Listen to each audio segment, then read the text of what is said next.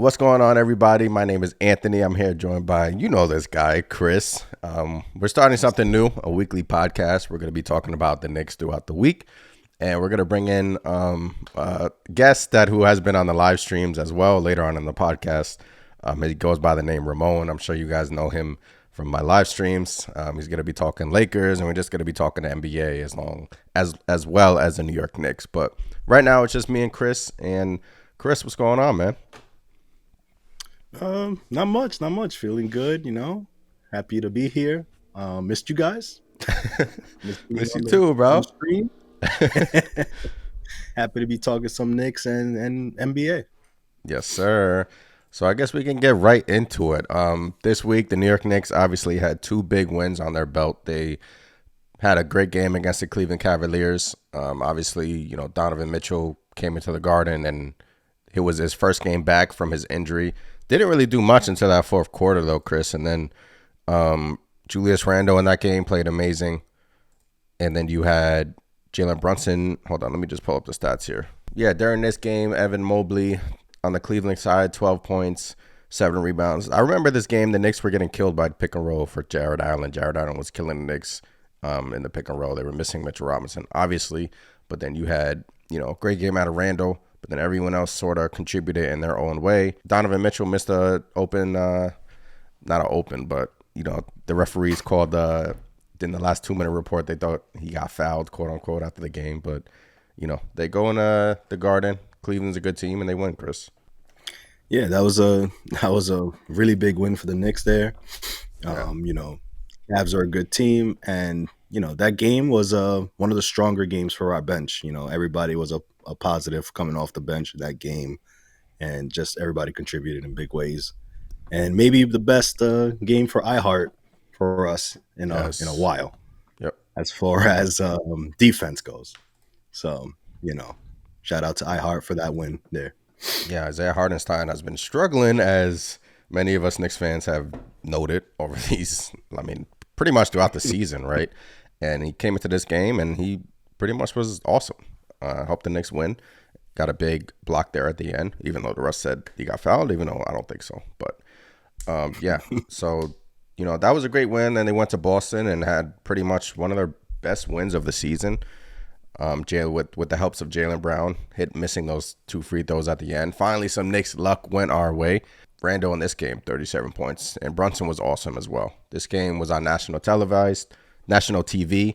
And Julius Randle balled out, and Jalen Brunson was balling out. RJ Barrett hit a big corner shot. Even though throughout this game, Chris, RJ Barrett wasn't playing well, but really made up for it with that corner 3. And towards the end of the game, you actually had a couple of missed threes by Quentin Grimes, and we can get to it. That's been a trend here. Teams are kind of leaving Grimes open, daring him to shoot it. He's hit those clutch shots before, but in this game, he missed a couple. But the Knicks came out on top in this game, and this was a great win, one of the best wins of the season, in my opinion, along with the Denver win. So, what stood out to you in this game, Chris? I want to say Julius Randle. He took it upon himself to just play out of his mind, and you could tell this was one of Randle's, all-star starters were just announced before this game, and Randle went out there and he was like, hey, I'm an all-star too. Here it is. Boom. Him and Jalen Brunson. So I think this was the game where they both kind of stamped their cards saying, hey, we should be all-stars. And hopefully one of them gets in. If both gets in, that'll be great. But, the Quentin Grimes threes have been standing out to me recently. I try not to panic too much on it. Really, he's a good shooter. We know he's a good shooter. But one thing that's kind of, at least what I've been seeing, is maybe he plays a bit too fast, He would be wide open and he'll rush a quick shot, like if he was going to get a contest, maybe if he just stopped for a minute, set his foot. But that's kind of something that did stand out to me as far as Quentin Grimes. Yeah, he has been. Obviously, we know Quentin Grimes is, a good player on the cusp of maybe solidifying himself as a good player in the NBA. Lately he's been on and off. He hasn't really had a big scoring game. Lately, he's maybe, like you said, he's playing too fast, rushing it a little bit. Just needs to look. He's still young. He just needs to calm down. And those shots are going to be there. Teams are giving it to him, and he's just not making them at the moment. Not saying Grimes. We've seen Grimes make those shots. 2 weeks ago, he made a clutch three in the end of the game in Madison Square Garden. So it's not like Grimes can't do it, but great win out in Boston. Randall, everyone was on cloud nine after that win. National media was talking great about the Knicks. Like you said, the NBA All-Star starters were announced. Obviously, Joel Embiid out of Philadelphia was kept out of the starting lineup, which was kind of controversial.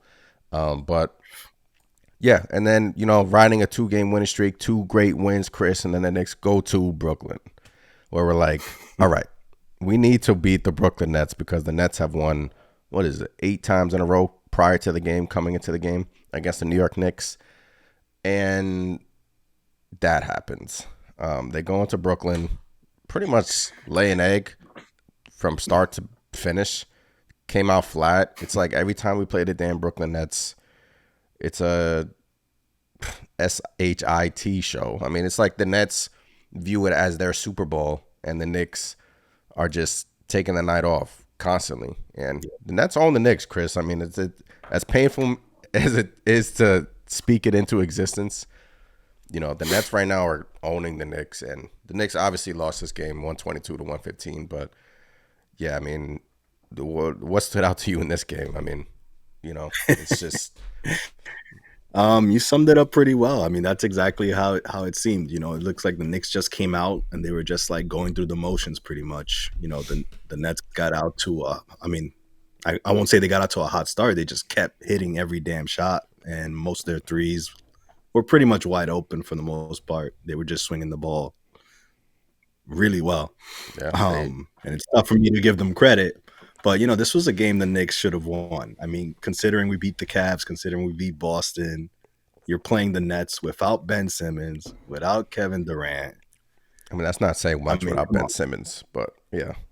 Yeah, but it's a name, and if the Knicks won, they'd be like, oh, we didn't have Ben Simmons or KD. But anyway, you'd figure the Knicks would come out there with more, of a fight in them. And I don't know what it is about the Nets. It just seems like we lay an egg for the first 3 quarters, really the first 3 quarters and a half, and then all of a sudden we want to make it a game. We lose our chance to possibly take a lead late. Always, right? Yep, always. And then they pull away, Yeah. So it sucks, but hey, it could be worse, A lot of people out there didn't think the Knicks were going to get any wins starting this trip. So, I'll take what we got so far. Yeah, like you said, in this game, the Nets couldn't miss at all, man. They shot 55% from 3, Chris. That is crazy. And obviously you had the heroics of Kyrie Irving at the end, which was what can you say? I mean, when Kyrie has his head on straight and he's playing ball, forget it. I mean, I wanted him on the Knicks. We all know what Kyrie was capable of or is capable of. Yeah. He showed it. And even with the shenanigans that come along with him. Well, that's the thing when he plays ball. I can't stand Kyrie. With would you take him now on the Knicks? Hey, if he was focused on playing ball, I would take him on the Knicks. I mean, come on, he single-handedly willed the Nets, and if he wasn't playing, we win that game. We come back and we win that game. But Kyrie did Kyrie things. I think he dropped 21 in the fourth quarter alone. Yep. And these weren't just wide open shots, standstill shots. No, these were tough contested layups. Yeah. Threes from like basically half court. I mean, he put on a show for Brooklyn, that's for sure. I gave him props. Yeah, he said it after the game. He loves playing the Knicks, and he just loves beating us. And that, ladies and gentlemen, is the difference between a superstar and having a star.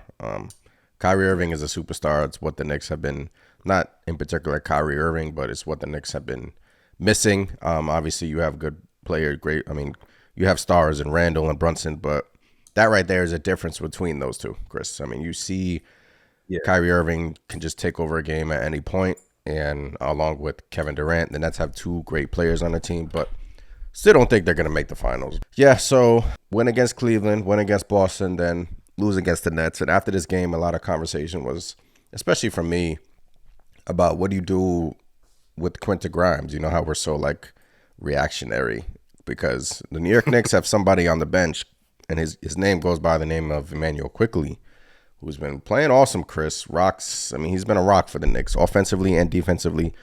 Immanuel Quickley is here, man. I mean, he's playing out of his mind this season. And it's a hard decision, man. Do you keep him on the bench or do you slide him in the lineup? A lot of Knicks fans are saying bench RJ Barrett and put Immanuel Quickley in there. I don't see them doing that. I don't see them doing it just simply because it's RJ and the investment in him, I guess. Yeah. And they obviously believe in him, and so do I. RJ, I think he's going to get better. He drives me insane. It's a love-hate, but you can't deny that Quickley, he's been amazing for us. I mean, the improvement he did defensively, and now he has that, he's creating and he's able to hit that 3-point shot now more consistently. It's just, it makes you wonder, what if you did plug in Quickley for RJ, or maybe send Grimes to the bench unit, coming off as a 6-man, Yeah. I think you don't lose too much there, obviously, defensively, and you gain some more offense while Grimes kind of gets back into a rhythm. Maybe he could take some more shots with the bench unit. Yeah. Would I do it? I mean, right now it's the easy decision. Yeah, I would do it. But then again, it's like, what do you want in the long term? Do you want Quentin Grimes to be your starting shooting guard in the long term? Or do you want Immanuel Quickley's role to just be a bench, that 6-man off the bench? He's probably the front runner for 6-man of the year this season. But it's like, what do you want out of IQ? A lot of Knicks fans were saying it's not more of who starts, but it's more of who finishes these games. So at the end of the game, especially last game versus Brooklyn, Chris, I think Thibodeau subbed out IQ there at the end. He gets like antsy and loves to just sub people in and out, but I didn't agree with that. But I mean, it's tough right now. The Knicks have a issue right now with Miles McBride, especially. He's a good defender, but he can't really put the ball in the basket. Teams are leaving him wide open, especially shooting the three. I think he's shooting like 25% from three this season, Chris, which is not good. But they need to upgrade that position, in my opinion. And, maybe if you upgrade that position, it really solidifies the bench with Immanuel Quickley and, player X alongside of him coming in off the bench. But right now, would I do it? I mean, it's weird because I don't want Quickley to just be, a bench player, right? I feel like I feel like there's so much potential in Quickley that we haven't seen yet. With Grimes as well, but I feel like Quickley's taken that step sooner than Grimes because, Grimes has had a lot of injuries in his career that he's dealing with. So, but Quickley has taken that step ahead of Grimes right now, and merit-based, right? I mean, Tom Thibodeau came into the season saying, players are going to play well and they're going to play more. So, I mean, Grimes, let me put up Quentin Grimes' stats over his last 10 games. I think you're on the money, though. I mean, it's kind of a tough decision, but at the same time, let's not forget Grimes. This is what, year 2? So, Quickley is what, year 3 now? Year 3.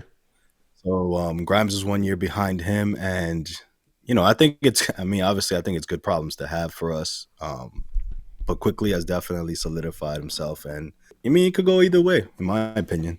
Yeah, so Grimes, Nets 10 points, Celtics 5 points, Cavs 10 points, Raptors 8 points, Hawks 10 points, Wizards 14. So, his last big game was against Indiana. Granted, he's in there for, obviously he could shoot the three, but he's shooting 35% over his 35% from three this season. But, he's in there for great defense. He's been playing great defense. No knock on him about his defense, but it's just that, Immanuel Quickley right now is playing well, and it's going to be interesting what the Knicks do. Trading deadline is coming up, so would I make that switch?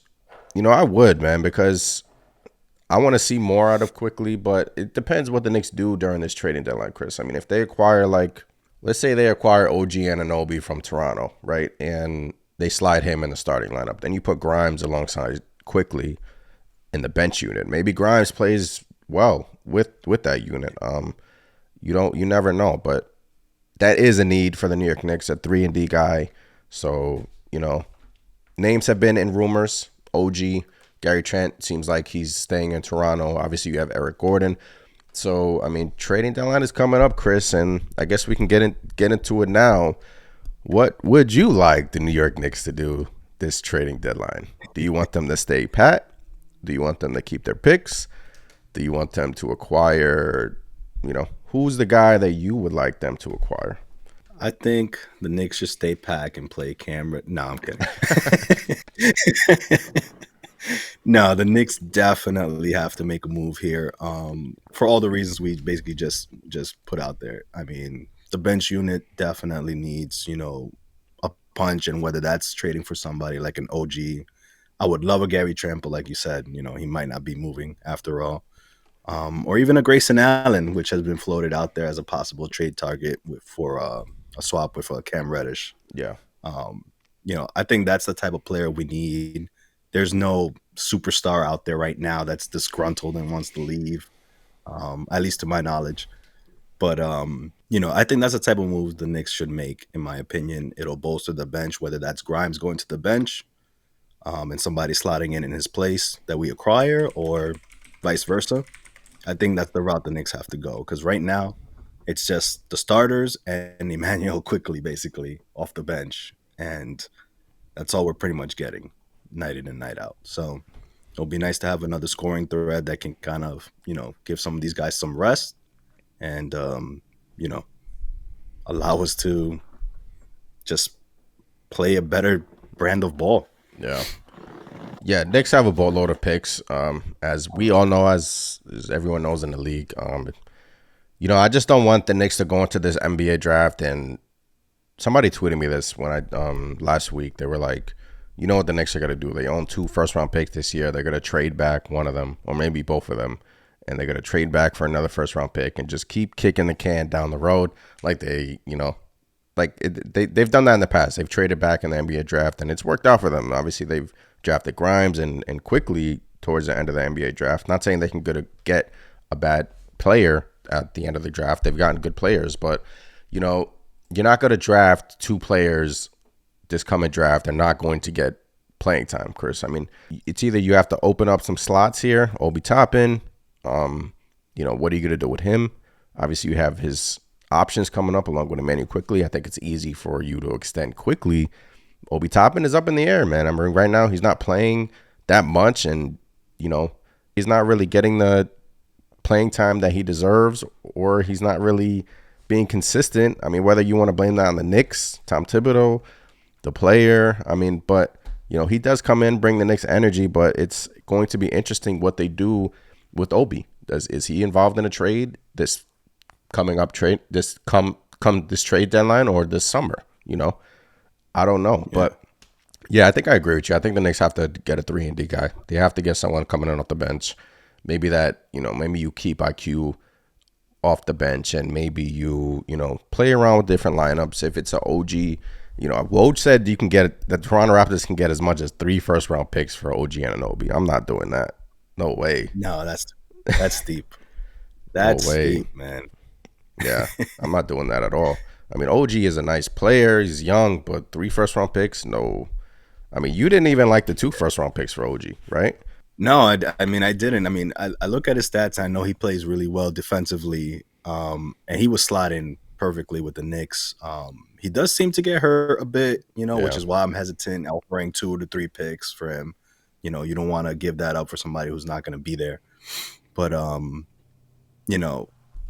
he's basically what RJ. I keep saying this. He's basically what RJ would be if RJ defended at a good high level, I guess.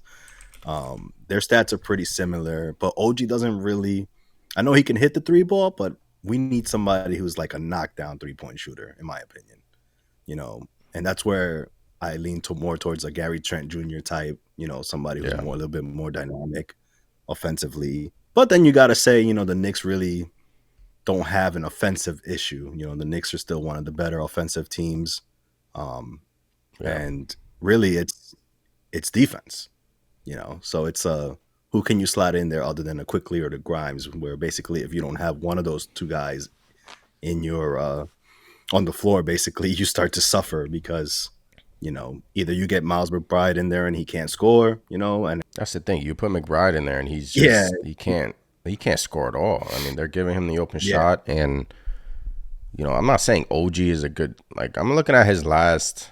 It's looking like the Raptors are getting ready to trade him because they played the Warriors. He only played 10 minutes, and then they played the Blazers. I'm not sure if he got hurt in that Warriors game. Did he get hurt? Because he played no minutes in the Blazer game. So he's not happy in Toronto, but he's definitely not worth 3 first-round picks. I'll maybe give them 1 and protect it. I mean, but I don't know. I don't. Is that a player you target right now, or do you save your chips until the next guy comes available? I mean, I'm not saying OG is that guy because he's not. He's just a nice player, a good piece to have on a championship team. Plays defense, can hit the 3. He's shooting the 3 36% this year. He's scoring 17 points a game, playing 35 minutes a game, shooting 45% from the field, almost averaging 1 block a game. Nice, 2 steals a game. Nice player. Would he help the Knicks? Yeah, but would they be willing to give them what they're asking for? It's Masai Ujiri, man, and if Masai Ujiri is trading, one of his young players, the red alarm goes off. Like, what's wrong with this guy? Because Ujiri is a mastermind, Chris, and if he sees something that we don't, something's up, right? Yeah, and OG would definitely help. And I was just checking here, and he definitely did get hurt against the Warriors, Oh, so that okay. probably explains the 10 minutes. Looks like a left wrist sprain. Price went down, bro. But that's what I'm saying. You're trading for somebody who gets injured often, and would you want to give up 2 to 3 picks, which is most likely what they're The they're only way gonna I give up demand. 2 picks is if you include Evan Fournier in that deal. Then I would be like, okay, I'll give up the 2 picks because you get rid of the Fournier contract and it alleviates some cap space.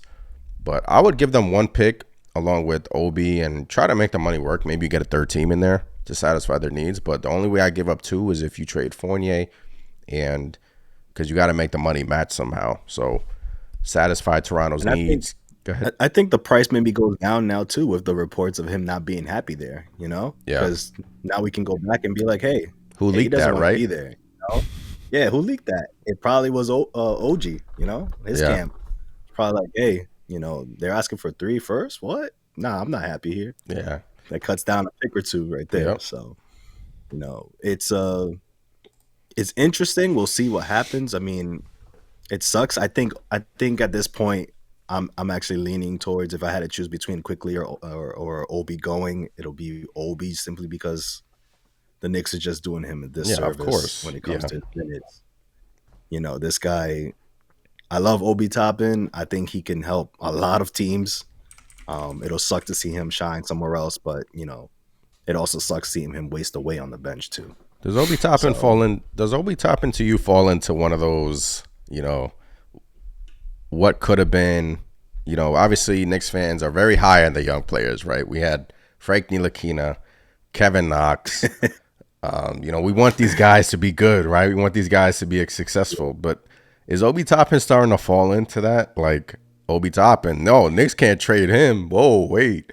We don't know what Obi Toppin is. I remember these same conversations with Knox, Ntilikina. I mean, I'm missing somebody else, but I mean, I don't know, Chris. It's like, this is why I think they should trade him, Yeah. I mean, I don't think he's really falling. I mean, at least with that group of guys where they didn't show us pretty much anything. But I think Obi has shown us that he's just a bottle of energy, and you just let him loose and he's able to just wreak havoc, running on the fast break and just getting easy finishes or hitting the 3-pointer, which he's been shooting a lot better this year. Yeah. I think it's just, for whatever reason, I mean, we've seen it in some games. Obi's on fire, just hitting 3-pointers, getting the Knicks back into games where they're getting behind, and then Tibbs is just like, all right, you played enough. I don't care that you made 4 out of 5 threes in 10 minutes. And then he'll just bench him. Like, Yeah.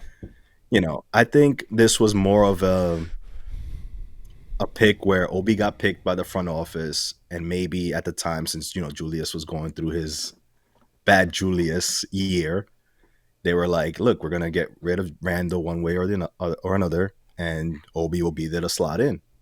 And Randall reverted back to All-Star Randall, and now you got a logjam there.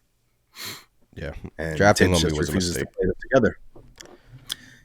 Yeah. I mean, I was happy when we got him, but obviously, that was contingent on him playing, and he just hasn't been playing much for us, no matter how well it seems like he does on the court. Yeah, looking back at it, I mean, was he the best player available? Obviously, you had Halliburton there, but I just think the Knicks didn't think that Julius Randle had that season in him.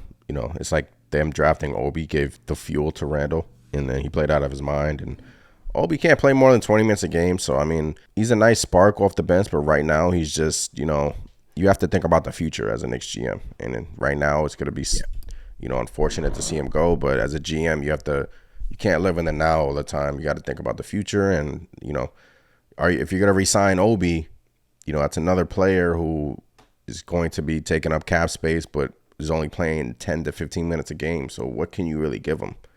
Like IQ would be, you re-sign IQ because he's playing 25 to 30 minutes a game. He's actually playing well offensively, defensively. He's one of the best defenders in the league.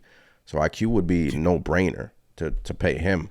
But Obi, not so sure. I'm on SI.com right now, and they have some rumors. Just going through some rumors, and they have some crazy trade. They have Knicks receive OG Anunoby, and get this, the Raptors receive guard Immanuel Quickley, Derrick Rose, 2023 first-round pick, unprotected, Washington 2023 first-round pick, New York's 2025 first-round pick. So they have IQ, Derrick Rose, and 3 first-round picks going to Toronto for OG. Come on, SI, do better than that. That's ridiculous. That's ridiculous. That's no an article way. where the person has never watched the damn Knicks game this season. There's no way. Or if they did, it was the early struggles. Exactly. That's ridiculous. Yeah. I don't see. I mean, no way the Knicks do that. Maybe an old Knicks regime, but not this one. I don't see them doing that at all. I mean, Quickley by himself is way more of a value than OG is at this moment. Yeah. So you have the rumors of OG, then you have John Collins in Atlanta. What are they going to do with him? Seems like Brooklyn may get in that mix. We'll see. And then you have Mo Bamba is also rumored in trades, could be available. You have Jakob Poeltl's available, could be someone Brooklyn targets. Obviously Terry Rozier's out there. We've had some rumors where the Clippers were looking to possibly get some guards, and they were looking also at Hartenstein, believe it or not, reacquiring Hartenstein. That was an interesting one. Yeah, they were. But it's funny how these guys become like they get in trade rumors and they start playing well, and then it's like, nope, not anymore. You're not getting trading anymore. But give me pause. Yeah, to me, the Knicks front office have to look towards the future. They can't get caught up in the moment. Too many times I think they get caught up in the moment, like the Immanuel Quickley stuff. They were looking to trade him because he wasn't really playing that well, and all of a sudden he's playing well. And obviously now it'll be stupid to trade him, but they have to be proactive, Chris. In my opinion, they're not really proactive that much. They're very reactionary. So we shall see what they do come in this trading deadline. OG, I think if I was to put my chips in the table, I think they would just trade Cam somewhere and maybe, get an asset or two in return, and that's it. I don't see Derrick Rose going anywhere because I think they like him for his leadership. So I don't see Rose going anywhere. I definitely see Reddish. Definitely he's going one way or the other. Whether that's unfortunately for Reggie Bullock or something like that, I think that's going to happen. I'll ask you this, though, about Obi. Do you trade him now or do you wait till the offseason? Because by the Knicks not playing him, his value's down. I know teams know what he can bring, and he's shown that he can shoot, but we'd be kind of trading him at a loss, kind of like we just need to get rid of him too. Kind of like Cam Reddish. Yeah, to an extent. I mean, but well, but Cam Reddish was playing well this season, and then all of a sudden the Knicks benched him, and now they want to trade him. So what did the Knicks give up for Reddish? I think it was a protective first this coming draft. I think it was what it was something that I think wasn't even going to convey if we really take a look at him, but so more like a 2. I should Let me say. look it up now. All right, so they gave up Kevin Knox, obviously, and then they gave up a 2022 first-round pick via the Charlotte Hornets to the Hawks for Reddish. But that pick was protected, I believe, because the Hornets... Charlotte's first-round pick is protected through the top 18 in 2022. So... Yeah, so that's not going to come right. Yeah. You know, so that, a lot of people say that, oh, we gave up the first and all that. But in reality, really? And it's protected top 16 in 2023. So that wouldn't have conveyed this year either. Top 14 in 2024 and 2025. And it becomes 2 second-round picks if not conveyed before 2026. So, all right. So possibly, basically what we're trying to get in return for Reddish, which I heard was 2 second-rounders or something like that. Yeah. But I mean, I definitely think Cam, is going out, and I think Obi has more value than that. So, whether we do get rid of him at this trade deadline, or maybe I think personally wait till after the season and maybe you can get a little bit more. But I mean, what are your thoughts? What are your thoughts on that? About Obi Toppin? Yeah. Do you think we just, get rid of him now? What's the difference between now and the summer? If they, I don't think they're gonna. I mean, I don't know. I mean, I don't see them trading him in 2 weeks. I don't. But then again, crazier things have happened. But if you wait till the summertime, let's say he just continues to play 10 to 15 minutes a game, doesn't really, give you that much coming in off the bench. I mean, what are teams going to look at him as? To me, his value was higher before the season than it is now. Obviously, he had the knee injury, and teams are going to take a shot in the dark if they're trading for Obi Toppin. When he's starting, when he's playing a lot of minutes, in my opinion, the Knicks haven't used him well. They haven't done him any favors. They wanted him to become a 3-point shooter. He did that. He started to become a 3-point shooter. He's starting to hit his threes at a high rate. And then, but at the same time, they're not playing him alongside Randall. So he's not really getting the playing time that he deserves, honestly. So, is that a coaching problem, or does Leon Rose go to Tom Thibodeau and say, look, you got to play this guy more? But then again, he signs Hardenstein. So I knew the signing of Hardenstein was going to, limit Obi Toppin, because once they did that, everyone was saying play Obi Toppin more during this past summer. Even we were both saying to play Obi Toppin more. They signed Hardenstein. I was like, oh, that put a damper in that. And lo and behold, he doesn't play him alongside Randall, doesn't play him that much. So when he's getting limited minutes, I mean, there's only so much he can do, Chris. And, when you sign big contracts, give them out to Brunson, Randall, Barrett, you lock yourself up here for 3 or 4 years. So that should be the main, avenue that the Knicks look at is, look, we've got Brunson, Randall, and Barrett. Those are the 3 guys that we've committed to. Everyone's like, oh, pick a direction. But if you're, the way I look at it, they've picked a direction. They've stamped their flag on Brunson, Randall, and RJ Barrett. So the direction they're picking is, those are the guys we want to build around. So do you see them trading Brunson? No. Randall? A lot of fans still want him to be traded now. Yeah. And even though his value is skyrocketed, do you see them trading Randall now? No. And, I mean, if somebody came out there and gave something ridiculous, like, I mean, let's be real, if let's just say this hypothetical, if Randall was not on the Knicks right now and he was playing the way he's playing, he's somebody that you'd say, oh, you need to give up 3 firsts for that guy, something like that, and players. Yeah. He'd get I mean, the numbers he's putting up, for whatever reason, since he's on the Knicks, that's not the case. They want to throw us a bag of chips, even though he's, playing as good as anybody, any all-star out there. I mean, if an offer came up, I think the Knicks front office would have to entertain it, right? No matter how much they love Julius Randle. Yeah, if an offer came up that you can't refuse, I mean, of course, you got to. Yeah, you'd have to do it. But in reality, like 3 first-round picks or something like that. Yeah, 3 first-round picks, and you get yourself, like freaking. I mean, what would do it for you? Like a 3 first Halliburton, something like that. A young. It would have to be like a player. team that that's Randall's like like the piece, that they need. Like maybe like a OKC, you get Shy and 3 firsts. Yeah, but I don't. I'm trying to think of a team out west, maybe like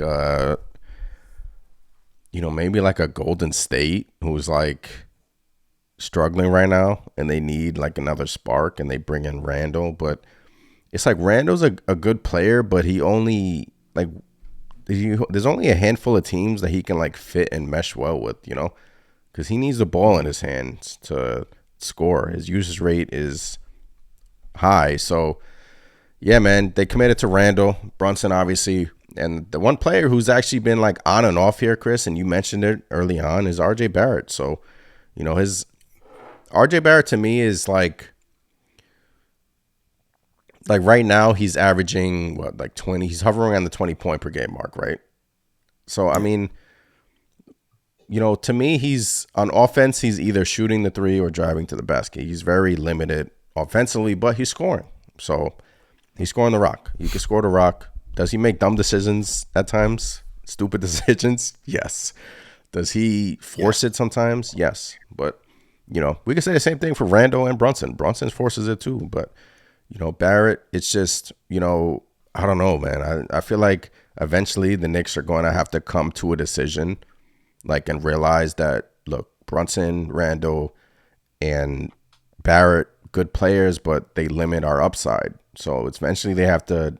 I think eventually Barrett may be the weak link out of that, and maybe they trade Barrett to like open up some, more playing time for other people, and maybe acquire some more assets. But we'll get down that road when it approaches. But yeah, Barrett has been like on. There's Knicks fans right now that want Barrett to come off the bench, Chris.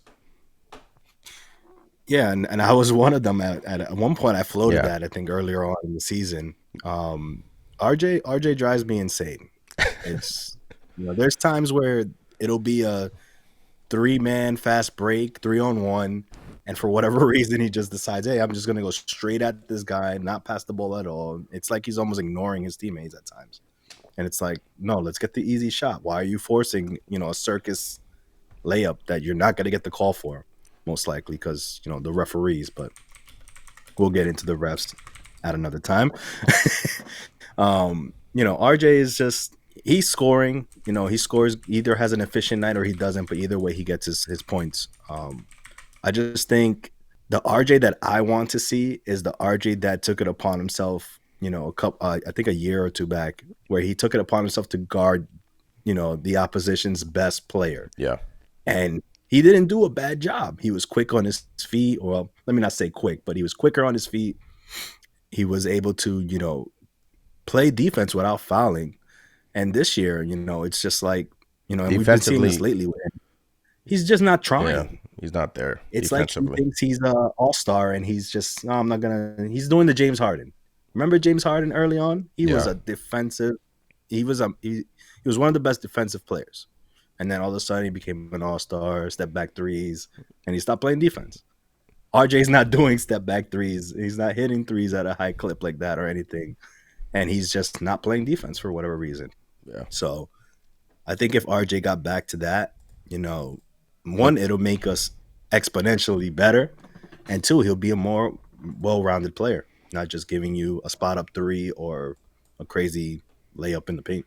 Especially on defense, offense, we know he can score, but on defense, he's taking a step back, and at times it has hurt the Knicks. So, RJ is one of those players that the fan base leans either side. You tweet about him one way, you have the other side coming after you. You tweet about him another way, you have the other side coming after you. So, but yeah, RJ for now, I think he's not going anywhere. But I'm just saying, like, pick a direction, right? The Knicks fans say pick a direction. I think that's the 3 guys they picked. They want to roll with that. They're playing well. I mean, they're okay. I mean, what are they now? 7th in the East, Chris. They're a playing team. Yeah. They're right where we expecting them to be, in the middle of the pack. Which is why, to me, it's either you got to use these assets and get somebody else, maybe another player starting, maybe a shooting guard, maybe you replace Grimes in the starting lineup. Maybe you want to go crazy and, maybe go for Zach LaVine, but maybe they do that. But I don't think they go that route. I don't. but they need somebody else to possibly be a contender in the East, because right now, Chris, they're not a contender. They're just in the middle of the pack. They're a playing team right now. They're building. IQ has developed. Grimes here has developed some. Mitchell Robinson, they're also missing him. He has developed a lot. That contract's looking like a bargain. So yeah, the question is, what's next, right? It's like, what's next after all of this? You make the playoffs, and then what? You get knocked out in the first round or the play-in tournament, and then what, right? Yeah, I mean, we'd like to see the Knicks in the playoffs. Obviously, we'd like to see them make some noise. Obviously, we're not there. We're not there to be a championship contender right now. Yeah. But like you said, they need a direction. It's clear that Randall, Brunson, and Barrett is the core right now. Maybe you can even throw in Quickley in there, because I think he's just proven how important he is. And obviously, we miss Mitch. You see the impact he's had when he's not there, and the impact when he is there. But I think the Knicks just have to build around that core. And what better way than that? I mean, this is the time to do it. We're a playing team right now. We've been, fighting for the sixth, seventh seed. If we can get a piece or two in here that helps us, we could be a sixth, fifth seed in this, and build from there. But I mean, the Knicks definitely have to stop being gun shy and actually make something happen here, because if they stand pat, one, it's going to drive all Knicks fans insane. Because that's a good word, man. Gun shy. You have a good team here. This is not and I mean, to have somebody like Kendrick Perkins, I don't know if you guys have heard this recently, but Kendrick Perkins actually gave props to the Knicks after the win against the Celtics, and they were like basically echoing the same sentiments.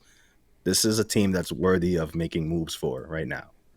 Maybe not championship contender status, but you got something to build with.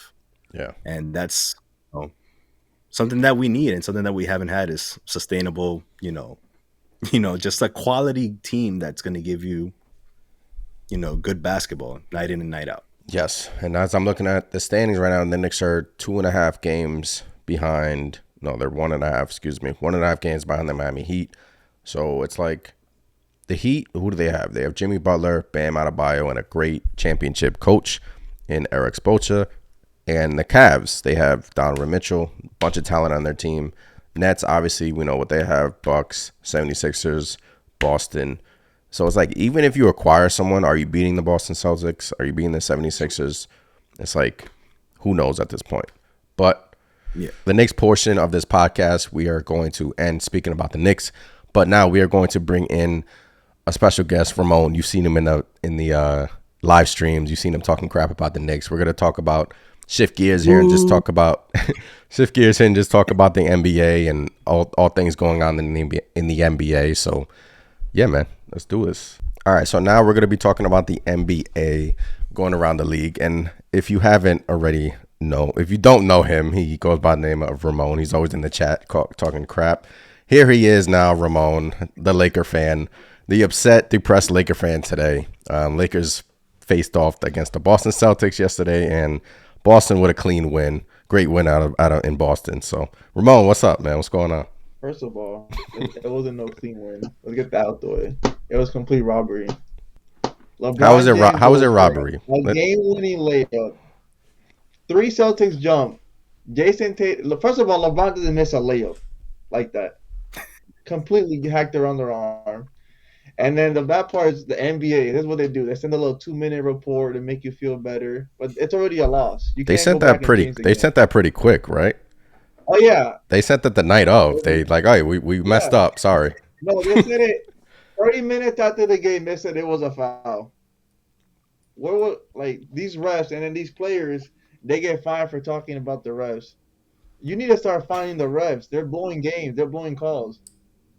That's how you feel? And then Pat Bev is hilarious. He brought the little camera and he got a check for that. But I knew as soon as we lost, that wasn't called. I'm like, yeah, we're losing in overtime. We're not winning.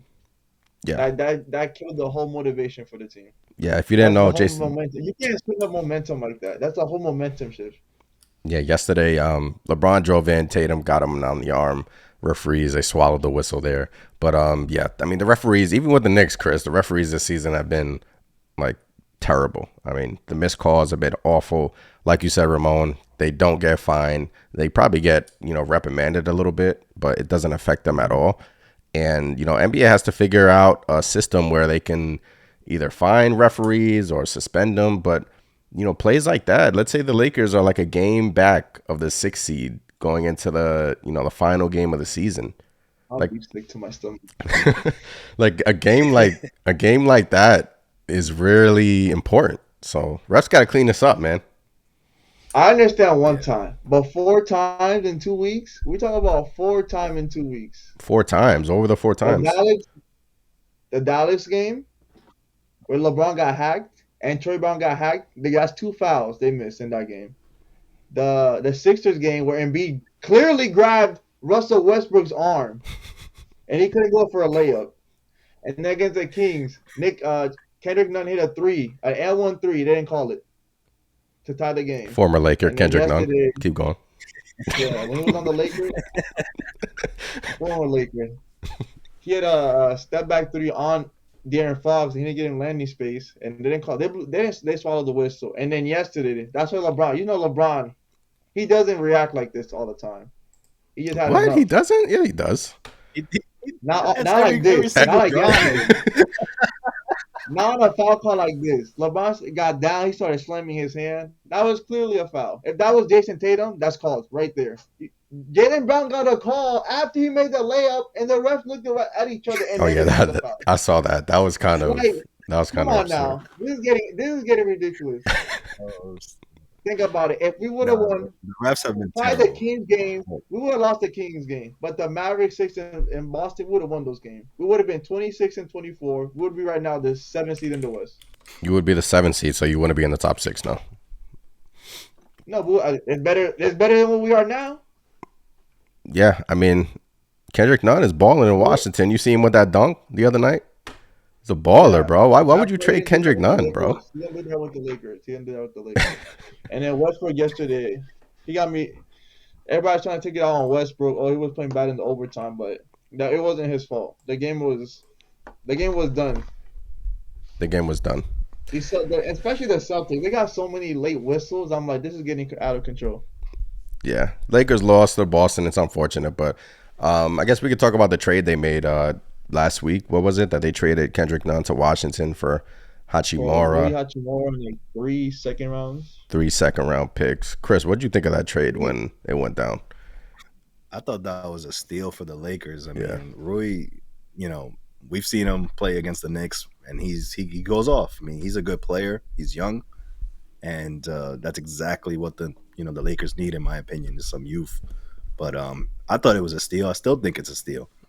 I'm not sure how he did in his first game, but that's a good look. That's something I wish the Knicks would have done. He did all right. I mean, versus Spurs, 12 points, 4-7 from the field, 22 minutes. Last game yesterday versus Boston, he didn't do much, right, Ramon? He was all right. You got to get used to it. I saw him some defensive plays. He didn't know what he was really doing. Celtics got a couple open threes off of that, but he'll get used to it. Think about it. He comes from Washington. He's not expecting anything.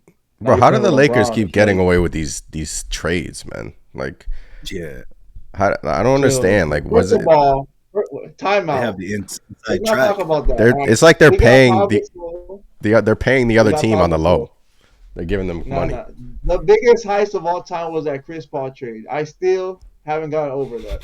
I was traded for Chris Paul, and then they nixed it. Like, what is that? That's at least 2 to 3 more rings for Kobe. Shout out to David Stern. Rest in peace, David Stern. Yeah, rest in peace. We don't like you that much in the Lakers, man. That's at least 2 to 3 championship. First of all, prime Kobe, prime CP3, and Dwight Howard prime. Come on now. Yeah, but still, you got Anthony Davis. I mean, you guys have traded away some young players. You guys have developed a lot of young players, and you traded them away. Lonzo Ball. You have Kuzma. You have Ingram. Those players will be nice on the Lakers right now. We win championships. We're used to winning. I can't wait 4 or 5 years. We want to win now. I guess, but But we develop a lot of good players. We do. yeah, but right now you're reeling. The Los Angeles Lakers are. How many points is LeBron from the record? Do you know? He scored 41. I think he's 111. 111 I'll away. double check it. Watch he drop Probably close 111 to- on Tuesday versus the Knicks. LeBron 111 point Listen, records. LeBron need to relax. All right, I'm going to a Laker game against OKC. He need to slow it down because I need to watch him to break the record. Yeah, he's 111. Okay, so he's Let me like see what 3 ESPN games. He's like 3 or 4 No. games away. Oh, he's 117 away. 5 games projected, and then they said against OKC. So we're on track right now. Well, you better But I'm sell scared that because ticket. I ain't gonna sell that ticket. I'm scared That because I know ticket he's gonna still- try to pop off against. He's gonna try to pop off against the Knicks. He hasn't played MSG for over 2 years now, so I don't know. Any trade deadline players you guys want for the Knicks? Yeah, I guess we can get into some deadline deals. Obviously, you had the Knicks rumors. Me and Chris were talking about it. You know, on the outside looking in, what do you? It's interesting to see. We're Knicks fans, but what do you think the New York Knicks need? You know, from a outside perspective, like what do you think they should accomplish, and what do you think they need to possibly do in the next couple of weeks or in the offseason? I know you think everyone on the team is overrated. You would trade everybody. So, what are your thoughts on that? Well, y'all need to get rid of some of the young players. Y'all need more older, veteran, good players, role players. Like Evan Fournier, he gotta go. Reddish gotta go. Derrick Rose gotta go. Good trade. Maybe Tobias Harris. Y'all like him? Yeah, I mean, me and Chris talked about that like a month ago. But I mean, I looked at that contract and it's just his contract is like absurd. He would be a good player though for the Knicks. Yeah, I think he was. Y'all need to sliding get rid of some really of your good. contracts. You guys have too much like bad contracts. Like a lot of overpaid player. Like Randall, he's nice enough, but he's a little overpaid. His contract is hard to move. And then The way he's playing now, you Fournier- think his contract's hard to move?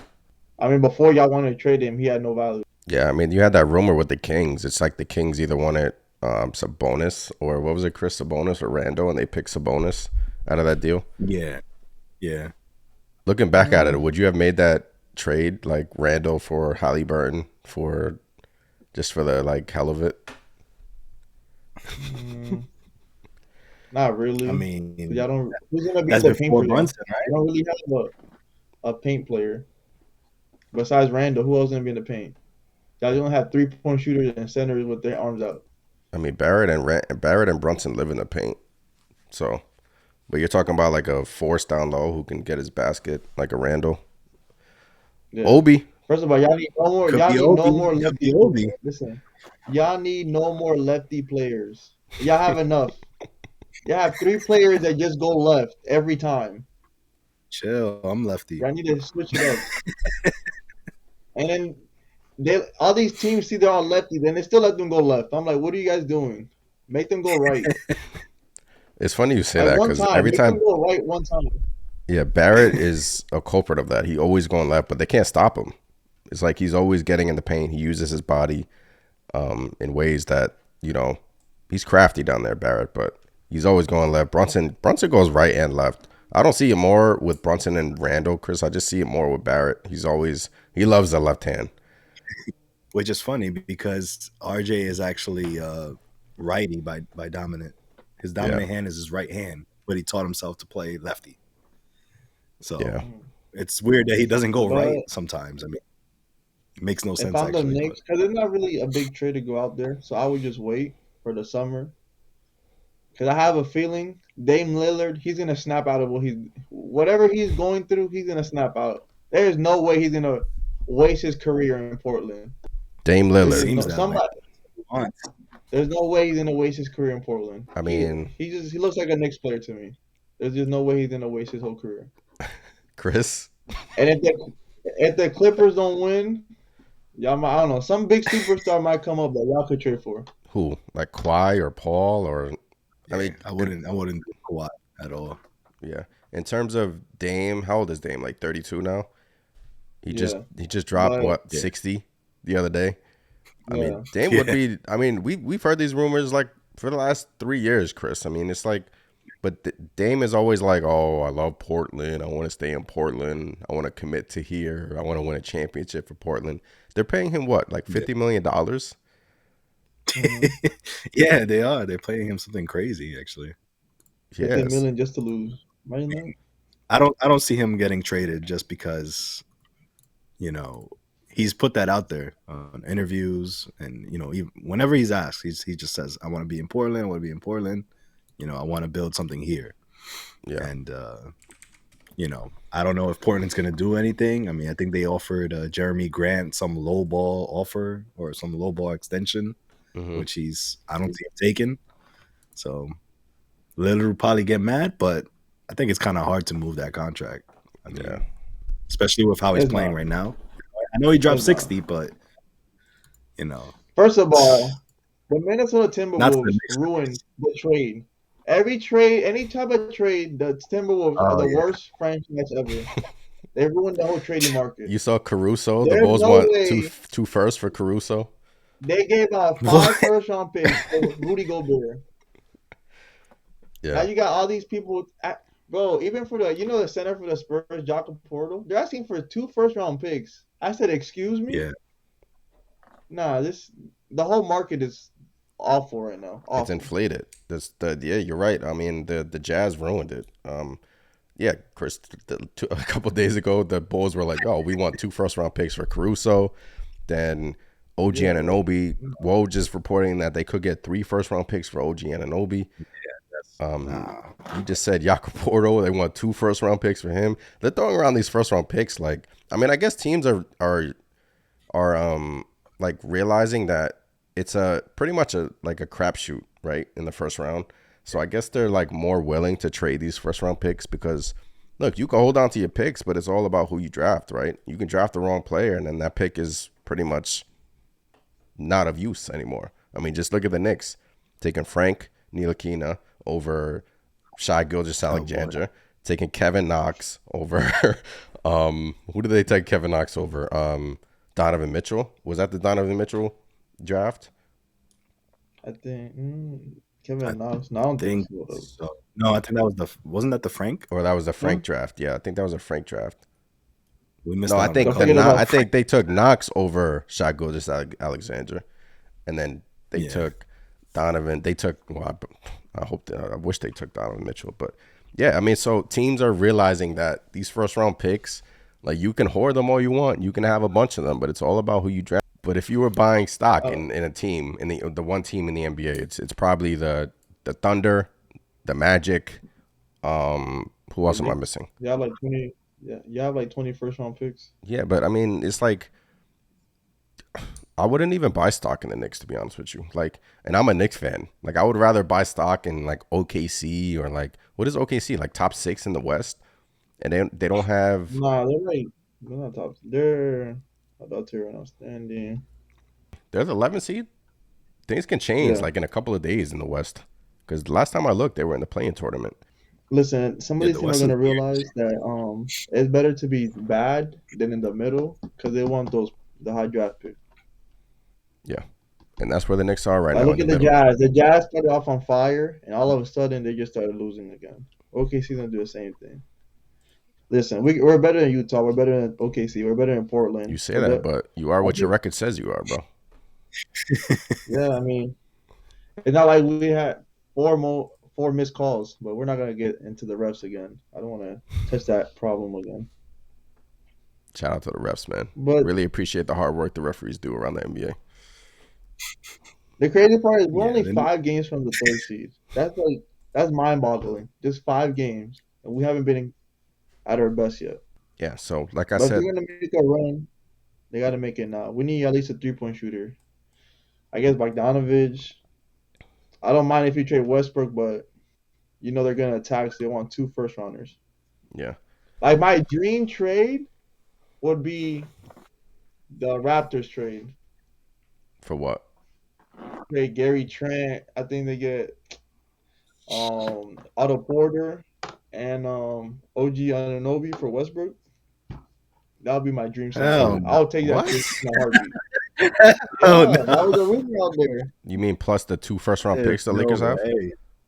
Yeah, and whatever second round pick Okay. they want, they could keep that too. So the 2 unprotected first-round picks, Westbrook, Otto Porter, for OG Anunoby and Gary Trent. Yeah, I There's think that's no what way. or it was. Yeah, or Fred VanVleet. He would be nice on the Lakers. Bro, there's no way the Raptors One don't of sign that you Jerry's package, doing yeah. that. There's no way. Enough. I don't know, but they're gonna have to. Oh, that's another Knicks player. Another player y'all could go for. Pascal Siakam. Somebody He might get traded. remember somebody in the chat was like, who would you rather have, Julius Randle or Pascal Siakam? And I was, Yeah. I got, Obviously, I'm gonna say That was good. Siakam because he's a champion. who would you have, Chris? I got kind of like, I was like, that's a good question. No, I actually got stuck on Randall because the way he's playing right now, even Pascal can't touch him. Yeah, Okay. but Randall's better than Siakam, Pascal you right look- now. The only scary thing about Randall is you don't know if next season he's gonna be the same Randall. Yeah. That's the only thing that gets me with Randall. You just don't No, know you because don't so have far to- he's been on. You're going a little on, bit. on. You're going too far. You're going too far. Just wait for the playoffs.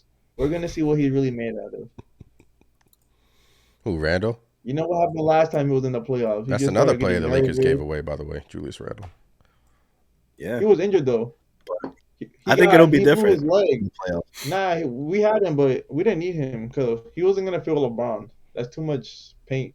You know, LeBron likes to drive in a lot, and then Randall's gonna be just in the paint all the time. Yeah. I think it would have worked though. I mean, Yeah. I mean, Randall, if he stayed at LA, I think it would have worked out only because he played alongside Anthony Davis in New Orleans, and they were like a dynamo there.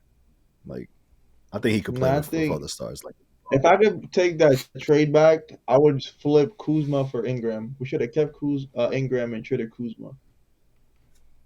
Yeah. I mean, now the Pelicans, you see what they're building, but they can't stay healthy at all. Zion. Oh, yeah. They were like the first seed in the West at one point, right? And Yeah. then now they're like, we're next to them, and they own our pick swap. So I'm like, yes, keep losing. Keep losing. The Pelicans are the 5th seed I right want now. them to keep losing. They've lost 7 they're like games in a 20. row. 26 and Wow. 24. Yeah. It's Wow. bad. Zion can't stay healthy. Zion hurt. Brandon Ingram can't He's stay out, right? healthy. Zion's out. Yeah. Yeah, he's him out. and Brandon can't stay healthy. Neither can Anthony Yeah, Davis. I think Ingram just came back for them Yeah. recently. Yeah. So looking at the Another West, thing is, you have the Nuggets on top. You have the Grizzlies. Sacramento Kings are the 3rd seed. The Clippers, the Pelicans, the Timberwolves. Timberwolves have been rumored to trade D'Angelo oh Russell. yeah, D'Lo. So that's going to be Yeah, a name to watch. The Warriors are in the play-in tournament. What do the Warriors do? It's like the Warriors every other year. They're bad, and then they win a championship the I following have year. 2 questions. What's up? Where would D'Angelo go? Like who would, I don't know. Who needs a point guard right now in the NBA? Well, the Clippers are crying about a point guard. They're trying to trade John Wall. I don't know if y'all seen that. They Yeah. want a playmaking point guard. 'Cause right now, PG is running point guard, and he's not. He's not a playmaker like that. Yeah. I don't know. I mean, I could see that. I could see that, but yeah. I don't And know. then the Pelicans are trying to trade Devontae Graham. is that the crafty point guard that's always stealing the ball from the inbounds?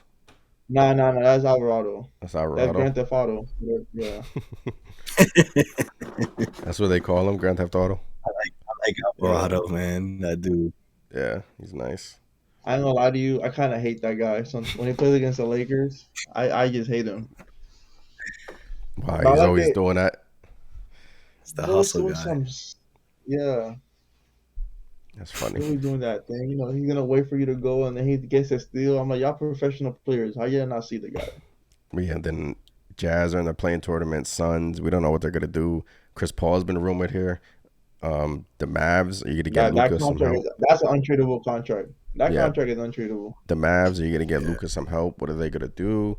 Then outside the tournament, you have the Thunder, Portland, the Lakers.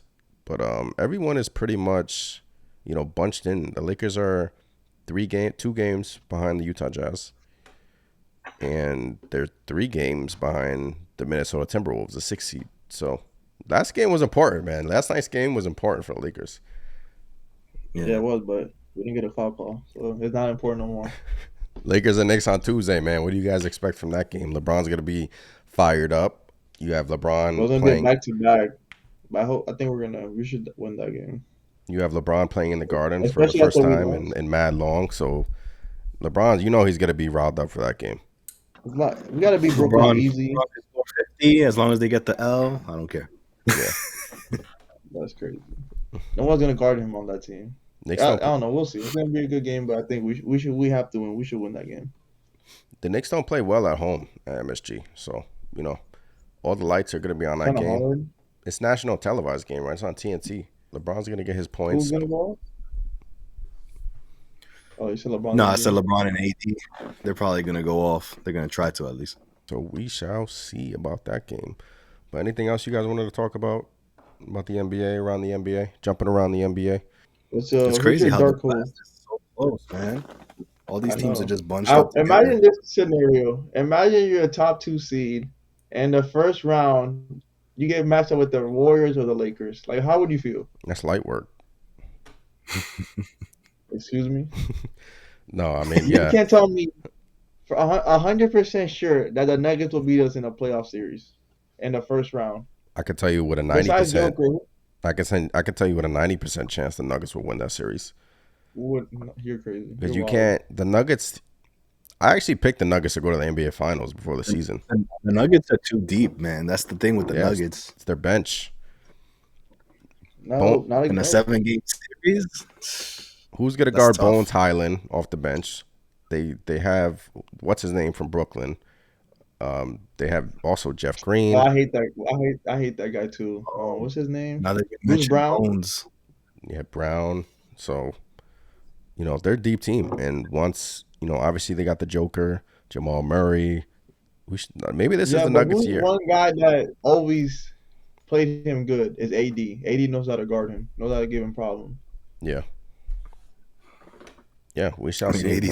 I feel like nobody wants. If we're the 8th seed or nobody wants to see us in the first round.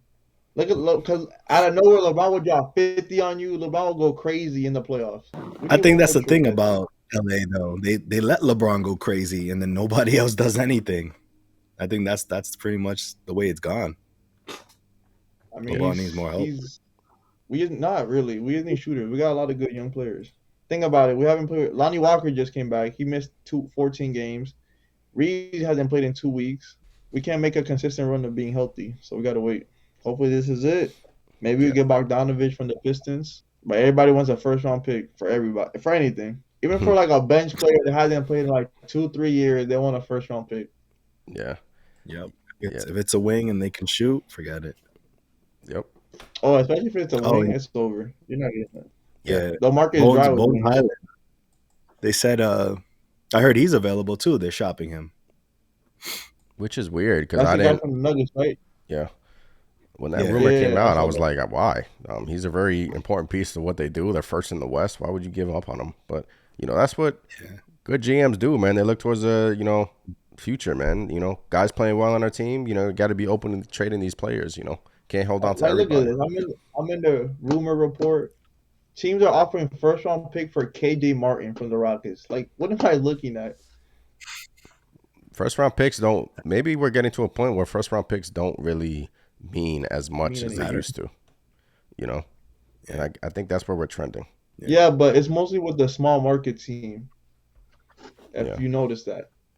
Because, I mean, obviously the Lakers and Knicks care of some of their first-round picks.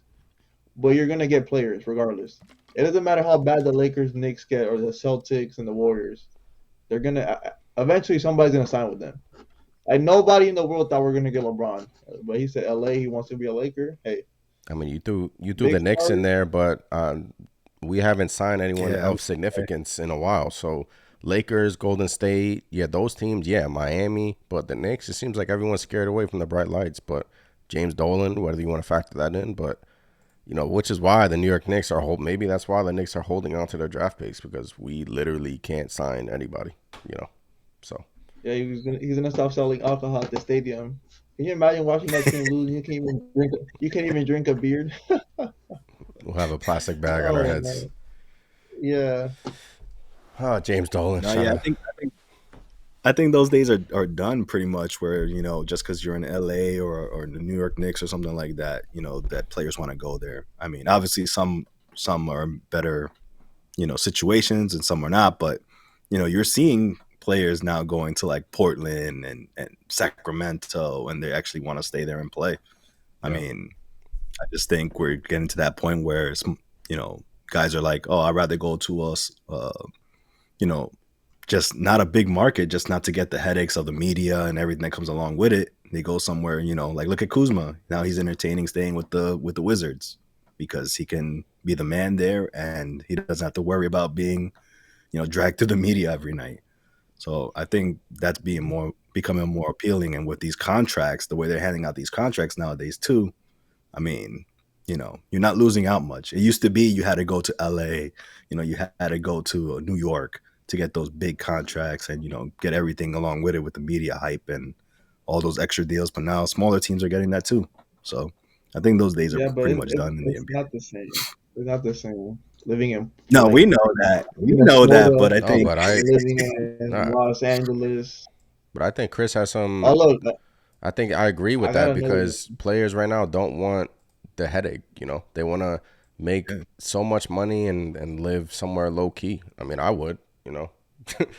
I wouldn't want the attention on me and the critics and all the hoopla. And look, if I can make $50 million in Portland's a nice city. I can just chill out there and stay there. LA, you're gonna. I mean, one example I'll give is it's KD and Kyrie in Brooklyn. Yeah, they're still in New York, but less pressure. They got a better record right now, but they don't run. I mean, they beat the Knicks. Yeah, they got our number, but like the media is all about the Knicks still. Yeah, obviously when Kyrie was going through his stuff, that was more of a story, but that was self-inflicted. If it wasn't for all that, nobody would be talking about the Nets here. Yep. I think that's the reason why KD and Kyrie ultimately chose Brooklyn, because they know, it's going to be softer there. So y'all didn't get Zion. That's why he didn't go there. Y'all would have had Zion. Kevin Durant and Kyrie would have been on the Knicks. But that just I still say if KD didn't get hurt, he was coming to the Knicks. But that strengthens his argument, because if we got Zion, that would have been less pressure on KD. If Zion and Kyrie was a New York Knicks, that's why they wouldn't play. They're going to Brooklyn. That's a crapshoot, though. That's a crapshoot. I'll tell you right now, there's no way they're going to Brooklyn. But yeah. Supposedly, according to KD, he never had any intention of coming to the Knicks, and it was always the plan to go to Brooklyn. So that's why I bring it up. That's what they all say. Trust me. Zion Williams on the Knicks, there's no way they're going to Brooklyn. What you think about Jay Crowder? He hasn't been traded yet. The deadline's coming up. I don't know. I have no idea what the Suns are doing. Looks like they're in. They want to trade Chris Paul. What they want to do with Devin Booker, I don't know. But I don't know. They may trade him to Milwaukee. There's been rumors that the Milwaukee Bucks may take him on. It'll be a nice addition for them, but I honestly don't know. Eric Gordon, we want to trade for him, but they want a first round pick too. And then I heard rumors that the Nets are trying to trade Joe Harris and Nets got a bunch of shooters. I would love Steph Curry. Yeah. I would love Steph Curry on the Lakers. Steph Curry is exactly what the Lakers need. Yeah. Yo, Steph Curry, he doesn't defend too well. You don't need to defend. I have to shoot some threes. If I'm the Lakers, I'm going after Joe Harris. Somebody, he's a shoot. Yep. They both don't play defense, but he's bigger. But Steph Curry is more of a big time player. Yeah. Joe Harris, I don't know if you saw him in the mid to the playoffs. He was getting nervous. He wasn't shooting the same. Yeah. But Steph Curry, I would love on the Lakers. But we got to make a trade. We got one more trade. We have to make one more. Yeah. Because we don't. Besides AD, we have no other center that could guard the paint, and we need another 3-point shooter. So I'm thinking about Bogdanovich. But then Pat Bev out of nowhere, he's been performing. You saw that dunk yesterday? Yeah. Let's put back dunk. I was shocked. I couldn't believe it. I'm like, yo, this just happened? This guy just dunked the ball like that? Yeah. Yeah, so the NBA is shifting here. First round picks don't really mean as much as they did. It seems like we're gonna see what all the NBA teams do in the next couple of weeks. Yeah, man, we pretty much hit on a lot of stuff. We'll be back next week, going to obviously talk about the Knicks again. Hopefully they can beat the Lakers on Tuesday and sustain a winning streak. But we shall see. Knicks. I won't be here though next week. I'll be in Cali. Any predictions for that game, Ramon? What's your final score for that game so we can have it on record? Final score. Here we go. Obviously, I'm going to pick my team. I don't go against my team. I say like 112, 102 Lakers. 112, 102, Chris? I say 115, 98 Knicks. Yeah, I'll say 115, man. I'll say 121 to 1. I think it's going to be a close game to like 120. Don't be a close game. I say the Knicks win it at the buzzer. Jalen Brunson, half court. 3, boom. No, I don't want a close game. We're not going to get a foul call.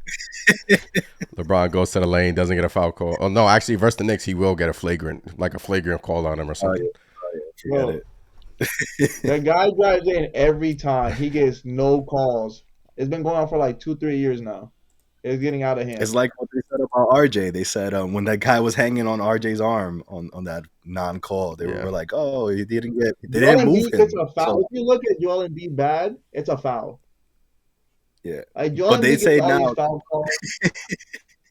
they're saying if they don't impede their speed or they don't change their movement or something, it's not a foul. Yeah, but nobody's ever gonna change LeBron. LeBron is a tank, so you're telling me because he's too strong, he's not gonna get a foul. Bro, even Tatum, he missed a layup. Shooter just passed him. He missed a layup, and it's called a foul on Shooter. Hey, it was so we challenged it, and then they overturned it. I'm like, yo, this is too much. And then the last thing I'm gonna say, they need to fix that challenge thing. If you win the challenge, you should have your challenge back. That makes no sense that you waste a challenge and you don't get it back. Yeah, I agree. Like they got to fix a lot of things. This is why players flop now. Yeah, under 2 minutes, you gotta check everything. I don't care what it is. The refs are allowed to check all the calls. What's like Jeff Van Gundy say? What's the point of replay if you can't really go back to it and check it out? But I do agree with you about that challenge thing. That's stupid. The NBA should change that. If you win your challenge, you should get another challenge. Right now, it's if you win your challenge, you still lose your challenge, right? That's how it is. Yeah. Yep. You don't lose the timeout. Yep. That's what it is. Like, look, every game, every team right now is right. They're all bunched up in a small group together. Everything's close. And one loss could define your season at the end. Yeah. That could cost you the playoff. But one thing about the NBA, they are proactive. Obviously, last year, they changed the take foul rule. They got that out of the game. It's obviously one shot in the ball now. So I do think this coming summer, they will fix that.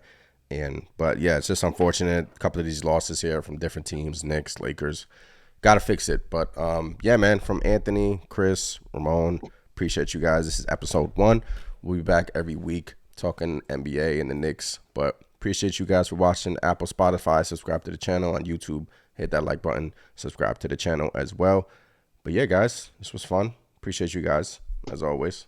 All right, man. It was good. Until next time. Until next time. All right.